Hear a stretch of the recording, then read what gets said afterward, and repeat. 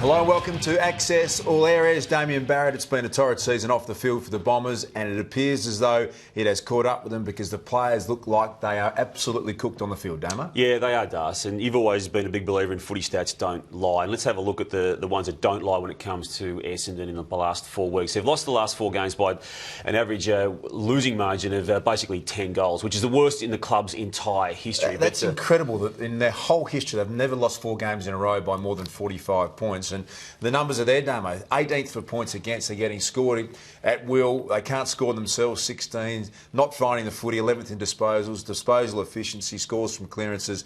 They have absolutely gone off with cliff. I'm not surprised, to be honest with you, Damo. I had to catch up with them at some stage.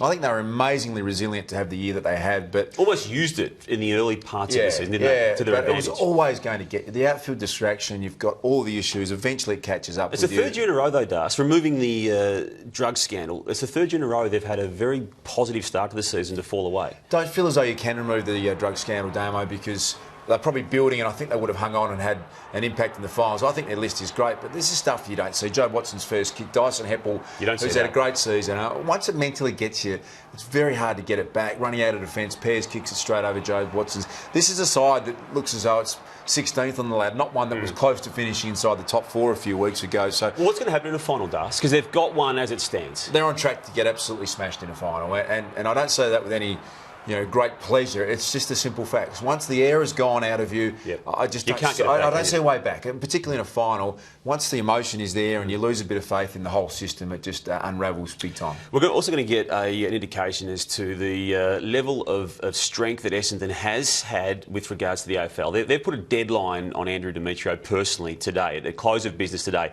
Certainly James Hird has anyway. He wants certain changes made to how this hearing is going to be held. There's nothing coming from the AFL, Das, to suggest that they will adhere or accede to Essendon's request. So this matter is now going to be back in Essendon's court, and they've said all along this will go to the Supreme Court. We're going to know at least by close of business today if that's the path it takes. Yeah, we'll keep you updated on afl.com.au across the day. With that, the Tigers, Damo, did they get ahead of themselves? I reckon they did. Yeah, I reckon they did. They, for some rare luxury, Das, they were in the finals some time ago, and then they kicked 8 goals against Carlton on the weekend and then just blew it up. They're not a club that can afford the luxury of taking it easy and looking at the big picture, I reckon. Not uncommon for a side that knows they're in the finals in the first year without the experience to have a little bit of self-preservation. They're up by 30 points at quarter time, and you can just glance a bit ahead of yourself sometimes when you are a young time.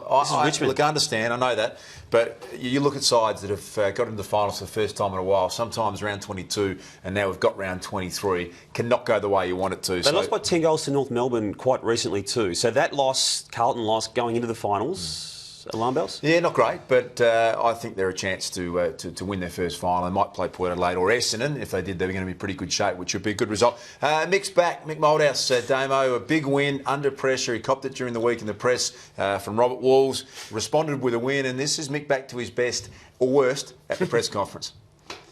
Men's will get better. I said to him, what happened with that shot on goal? And this is something that we really have to look at. As he ran, a whole heap of birds flew up in front of me. He said it just put him straight off. We can't have sport like that on this ground. We've got to be able to eliminate that. Come on, Mick. Was he a bird expert now, Damo? I know he's your good mate, but you can't throw up the pigeons. No, well, let's have a look at the incident in question, Das. We'll have a look. Troy Menzel is running toward goal. And have a look. This is a disgrace, Das. There's a flock of pigeons in his way. It's a disgrace, is it? What do you propose? If they were seagulls, they would have got out of the way quicker, Das. Well, the seagulls have been scared off because of the fishing wire. Now the pigeons have moved in, Damo. You just deal with, the wind blows sometimes. Do you want us to try and take care of the wind as well? I mean, not that big a deal. There's a couple of birds out there. It's not a big deal at all. But what is the Bulldogs form, Das. And I've got to put my hand up. I thought they were going nowhere for a long time. But on the back of some very good players, and I want to focus on a couple of them here, Tory Dixon and Tom Campbell, Das. I couldn't have told you what Tom Campbell looked like until recently, but Tory Dixon's kicked 6 and Campbell's had a very good game. Very exciting for the Bulldogs to be developing the way they are, Damo. They've got improvement in lots of their players, and it's a credit to Brendan McCartney, the coach, as you can look at their list now and see genuine improvement. You can see players, lots of father-sons as well, who are getting the job done. And this big boy, has he got some excitement about him, Damo? He looks athletic, he competes really hard.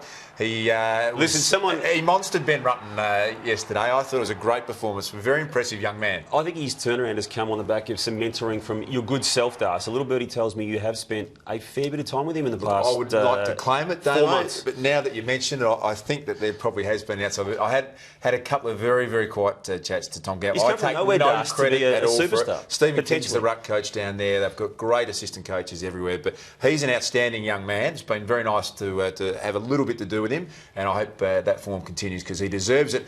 Damo, on a serious note, our footy clubs get a backhand when they don't do things well, but they generally do great stuff as well. And the Hawks on the weekend were fantastic. They had the kids of the murdered Pakenham mother, Kylie Blackwood, with the players as they ran through the banner just 4 days after the gut-wrenching funeral. 11-year-old twins Mia and Holly and their 13-year-old brother Chase were able to run through the banner. Just want to say well done to Hawthorn, Damo. I think footy clubs just get it right and they're able to have an impact on people. It's a tragic situation. They couldn't have handled that any better. No, the Hawks really deserve credit for impacting positively on those poor kids' lives. Does Gary Rowan, we know he broke the leg last year and has come back. It's his first game back since that horrific breaking of the leg. He's a wild card for the Swans going into the finals, isn't he?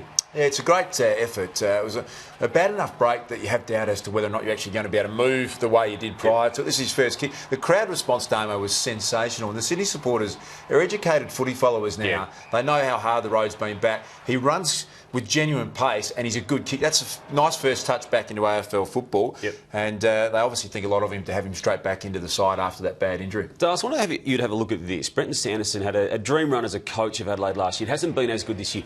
This is pretty graphic stuff, Das. He has there touched his fullback Ben Rutten and has a crack at Talia as well. Have a look. Wake up, he's saying. Wake up, Ben Rutten. We need you to switch on. He touched him, Das. And I think, well, you're allowed to, Damo. You're allowed to be demonstrative as an AFL coach. Sanderson last year was lauded for being measured and calm. But what you're trying to do as a coach, you're trying to push the right buttons. I don't like it, Das. Well, Damo, sometimes... No, I don't like the fact that it's on the ground at quarter time and a coach has felt the need to touch his player. I wouldn't like it if you did it every week, but sometimes as a tactic just to shock someone who's not having a good day, you physically go over and you say, hey, big truck Rutten, we actually need you to switch on. I don't mind it. I think that you go for everything you possibly can. Yeah, I'm not sure Rutten, if he was in a little dark alley, would have handled Sanderson quite easily, I would have thought. But yeah, I don't like it, Das. Hey, Travis Boak, we know he rejected the Geelong offer last year. We know why. He's a superstar, Das. He's become a superstar this year, hasn't he? On the back of a very good season until three-quarter time yesterday. Picked up 11 touches to take a total match tally of 35 for the game. This game could have gone against Port. Yep, real leader, Travis Boak, and that's what great individual players do at big moments. They seize the opportunity and take the lead. And I thought the way he handled himself was just totally full of class last year. He was absolutely certain to go to Geelong, according to the reports. And he said, you know what, no, I'm comfortable with Port Adelaide. I'm comfortable with their future. Didn't put any demands on the club. And good on him. He's been rewarded for it. They've had a great year and their leader, Travis Boak's been a star.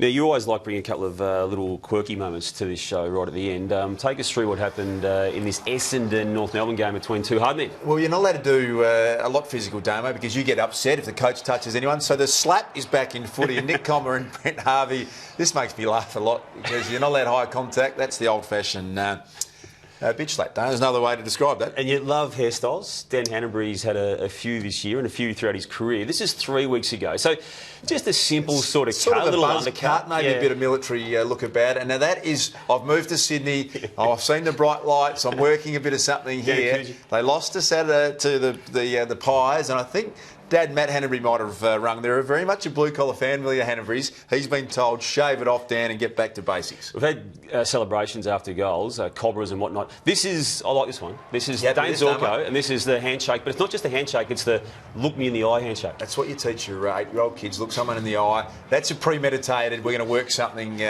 during the week. And again, same it's a set move, this one, Dane. And Staker's his last handshake, it does. Watch Staker come in, he likes it. He thinks it's a real sharp one, Staker. Here it is. Oh, I'm involved in this. Very nice stuff. Here's one that you might like as well, Damo. When your captain's under the pump, Mark Murphy, you get around him, you put your arm around him. Jamo's put his fist over the line. Murph comes for a little bit of a high five and got completely brushed by Michael Jamieson. He noticed him too. Look, he saw him. Said, mate, until you perform consistently, I'm not interested in it at all. Damo, it's been enjoyable to have another edition of Access All Areas with you.